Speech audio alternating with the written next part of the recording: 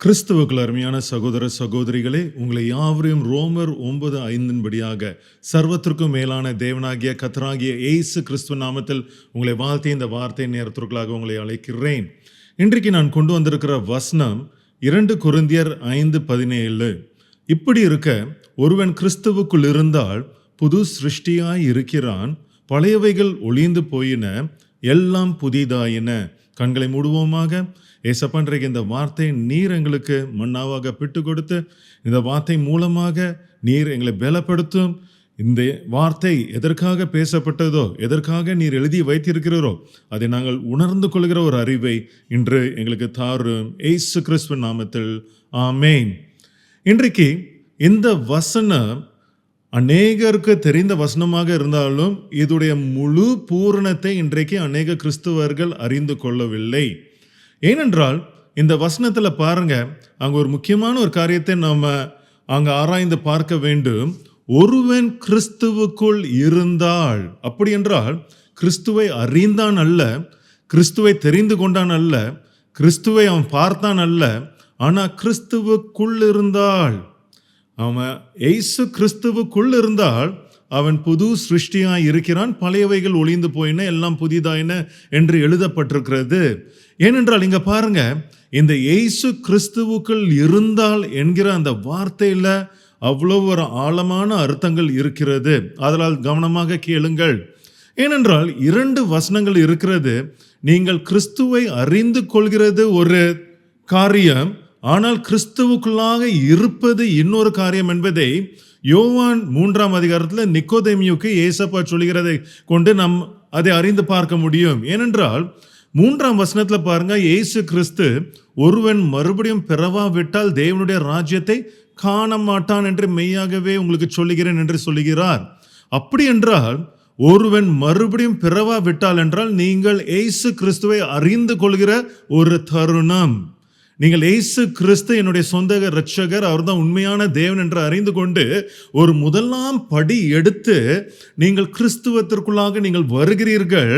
நீங்கள் வந்த மாத்திரமே நீங்கள் தேவனுடைய ராஜ்யத்தை நீங்கள் காண முடியும். இன்னும் பிரவேசிக்க முடியாது, காண மட்டும்தான் முடியும். இதுதான் பாருங்க, அங்க பவுல் சொல்கிறார், நீங்கள் கிறிஸ்துவுக்குள் இருந்தால். அப்படி என்றால் இது கிறிஸ்துவுக்குள் இருக்கிற அனுபவம் கிடையாது, கிறிஸ்துவை அறிந்து கொண்ட அனுபவம் தான். ஆனால் கிறிஸ்துவுக்குள்ளாக இருந்தால் என்றால் அதே யோவான் 3ஆம் அதிகாரம் 5ஆம் வசனத்தில் சொல்லப்பட்டிருக்கிறது பாருங்க. இன்னொரு காரியத்தை அங்கே ஏசப்பா சொல்கிறார், ஒருவன், அப்படி என்றால் நீங்கள் முழு பூர்ணமடைந்து முழு கிறிஸ்தவனாக மாறி எல்லா ரகசியங்களையும் சத்தியத்தையும் அறிந்து கொண்டு ஜலத்தினாலும் ஆவினாலும் நீங்கள் பிறவாவிட்டால், அப்படி நீங்கள் பிறந்திருந்தீர்கள் என்றால் நீங்கள் தேவனுடைய ராஜ்யத்தில் நீங்கள் பிரவேசிப்பீர்கள் என்றாங்க ஏசப்பா சொல்கிறார். ஹல்லேலூயா. அப்படி என்றால் இதுதான் கிறிஸ்துவுக்குள்ளாக இருக்கிற ஒரு அனுபவம். இதை கிறிஸ்துவை அறிந்தது மாத்திரமல்ல, ஆனால் நீங்கள் முழுமையாக அறிந்து கொண்டு நீங்கள் ஜலத்தினாலும் ஆவினாலும் நீங்கள் ஞானஸ்நானம் பெற்று நீங்கள் கிறிஸ்துவுடைய அவருடைய புத்திர சுவீகாரத்தின் ஆவியை பெற்றுக்கொண்டீர்கள்.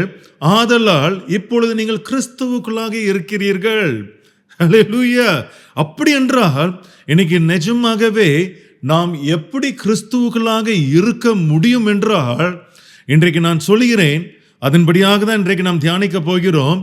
அவருடைய சரீரமாகிய சபைக்குள்ளாக நீங்கள் இசைவாய் இணைக்கப்பட்டவர்களாய் இருந்தால் மாத்திரமே நீங்கள் கிறிஸ்துவுக்குள்ளாக இருக்க முடியும். இது ஒரு கல்லினாலும் செங்கலினாலும் கட்டப்படுகிற ஒரு சபை இல்ல, இது இயேசு கிறிஸ்துடைய சரீரமாகிய ஒரு சபை.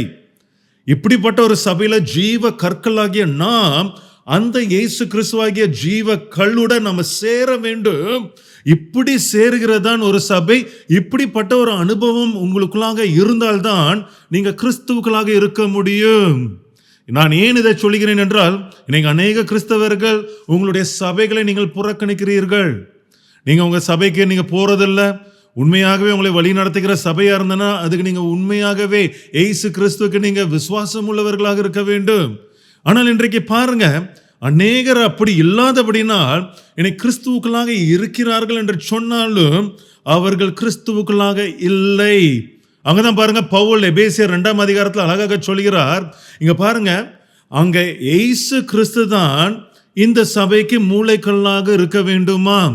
அது மாத்திரமல்ல, 21ஆம் வசனத்தை சொல்கிறார், அப்படி என்றால் இந்த மாளிகை முழுவதும் இசைவாய் இணைக்கப்பட்டு, மாளிகை என்றால் அவருடைய சரீரமாகிய சபை, அது எப்படி இசைவாய் இணைக்கப்படும் என்றால், அது நீங்களும் நாங்களும் இயேசு கிறிஸ்துவும் சேர்ந்தால்தான் அது ஒரு பரிசுத்த ஆலயமாக எழும்புமா. அதனால்தான் பாருங்க, அவர் மேல் நீங்கள் ஆவியினாலே தேவனுடைய வாசஸ்தலமாய் நீங்கள் கூட்டி கட்டப்பட்டு வருகிறீர்கள். இதுதான் கிறிஸ்துவுக்குள்ளாக இருக்கிற ஒரு அனுபவம். ஏனென்றால் இந்த சபையில தான் இயேசு கிறிஸ்து இருக்கிறார்.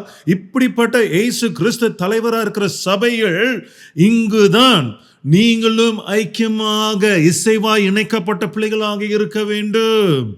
அதனால தான் பாருங்க, ரோமர் 12ஆம் அதிகாரத்தில் அதே பவுல் சொல்கிறார், அநேகராகிய நாமும் கிறிஸ்துக்களாக ஒரே சரீரமாய் இருக்க ஒருவருக்கொருவர் அவயங்களாய் இருக்கிறோமே. இதுதான் கிறிஸ்துவுக்களாக இருக்கிற அனுபவம். இந்த அனுபவம் இருந்தால்தான் நீங்கள் புது சிருஷ்டியாக மாற முடியும். இல்லை என்றால் நீங்கள் புது சிருஷ்டியாக மாற முடியாது. ஹல்லேலூயா. அதனால தான் பாருங்க, இன்னைக்கு முழுவதுமாக நாம் ஒரே ஆவியினாலே ஒரே சரீரத்திற்குள்ளாக நாம் ஞானஸ்நானம் பண்ணப்பட்டு ஒரே ஆவிக்குள்ளாக இருந்து வழி நடத்தப்படுகிறோமே என்றால் இன்றைக்கு உண்மையாகவே நீங்கள் ஒரு புது சிருஷ்டி. ஏனென்றால் நீங்கள் கிறிஸ்துவுக்குள்ளாக இருக்கிறீர்கள். அறிந்த ஒரு அனுபவம் இல்லை, சும்மா அப்பப்போ தொட்டு பார்க்குற ஒரு அனுபவம் இல்லை, உங்களுக்கு வேண்டிய நேரம் இயேசு கிறிஸ்துவிடத்துல செல்கிற ஒரு அனுபவம் இல்லை.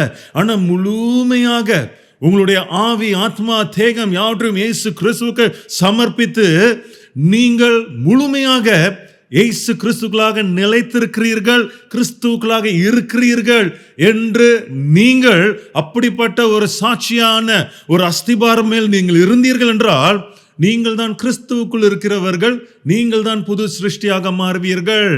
ஹல்லேலூயா. ஆனால் இது எல்லாத்திற்கும் அஸ்திபாரமே இயேசு கிறிஸ்துவாகிய சரீரமாகிய அந்த சபைதான். ஆமென். அப்படி என்றால் இன்றைக்கு நிஜமாகவே கிறிஸ்தவர்களே அப்படிப்பட்ட ஒரு புது சிருஷ்டியாக நாம் மாற வேண்டும். இன்னைக்கு அநேகர் உங்களுடைய வாயினால் சொல்லி கொண்டிருக்கிறீங்க, நான் புது சிருஷ்டியாக மாறிவிட்டேன் என்று சொல்லுகிறீங்க. ஆனால் இல்லை, நீங்க ஒரு முதல் அனுபவத்திற்குள்ளாக வந்தீங்க, ஏசப்பாவை அறிந்து கொண்டீங்க.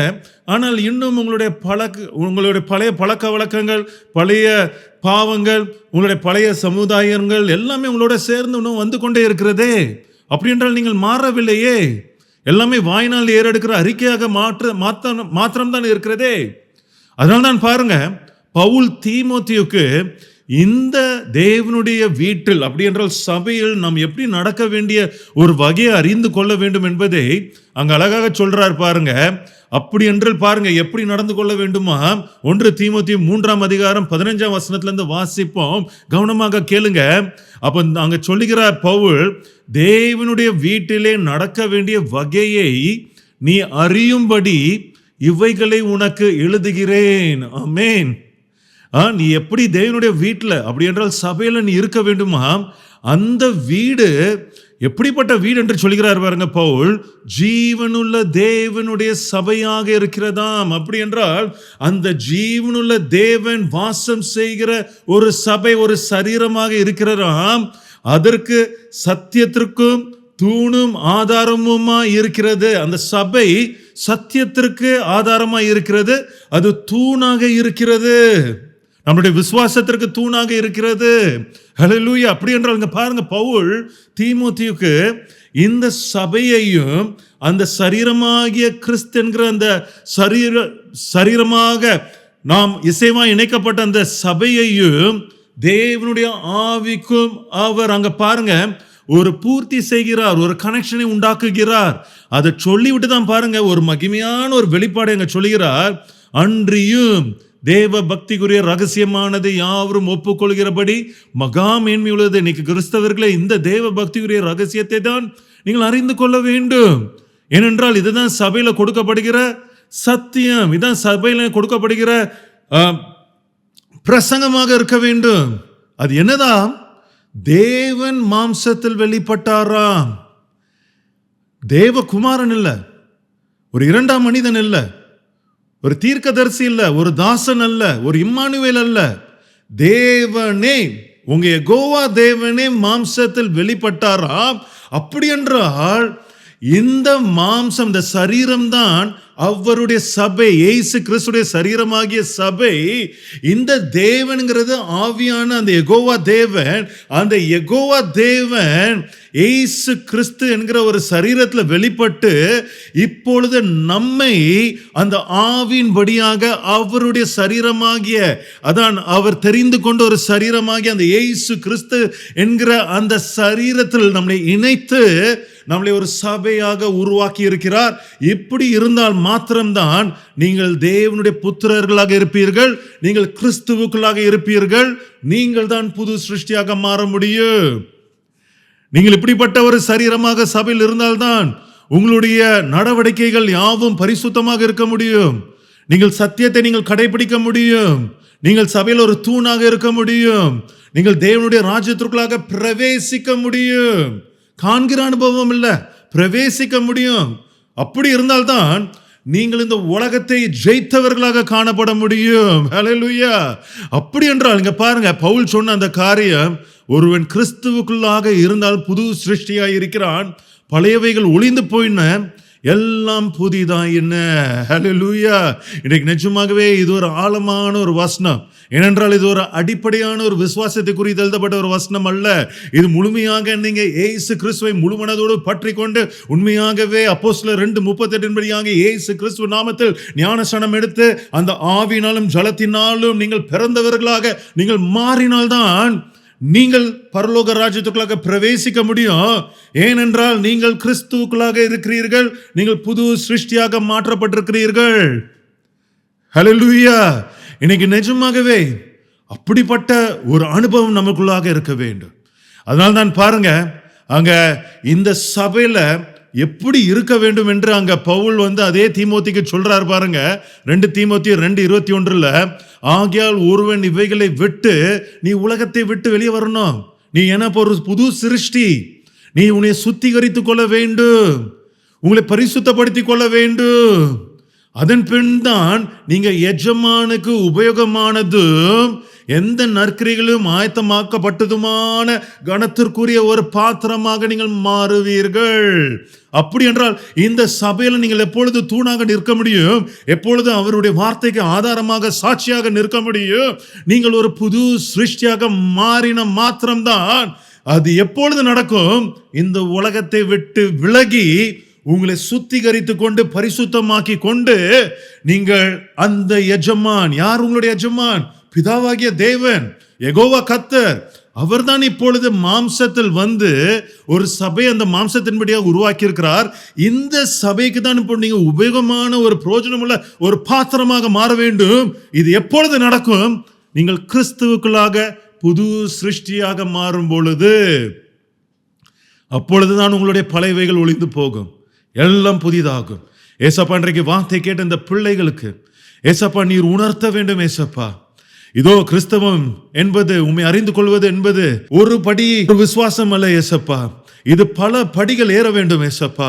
அதன்படியாக எங்களுடைய பிள்ளைகள், உம்மை அறிந்த பிள்ளைகள் முழு பூரணம் அடைந்து வேதாமத்தை முழுமையாக அறிந்து உம்முடைய நாமத்தினால் ஞானஸ்நானம் பெற்று இன்றைக்கு உண்மையாகவே உமக்குள்ளாக ஜீவிக்கிற பிள்ளைகளாக காணப்படும்படியாக இந்த நேரத்தில் ஒப்பு கொடுக்கிறேன். உம்முடைய பிள்ளைகளுக்கு உம்முடைய ஞானத்தை நீர் போதி தருளும். உம்முடைய கரத்தில் ஒப்பு கொடுக்கிறோம், இயேசு கிறிஸ்துவ நாமத்தில் வேண்டிக் கொள்கிறோம் பிதாவே. ஆமேன். கர்த்தர் உங்களோடு இருப்பாராக. ஆமேன்.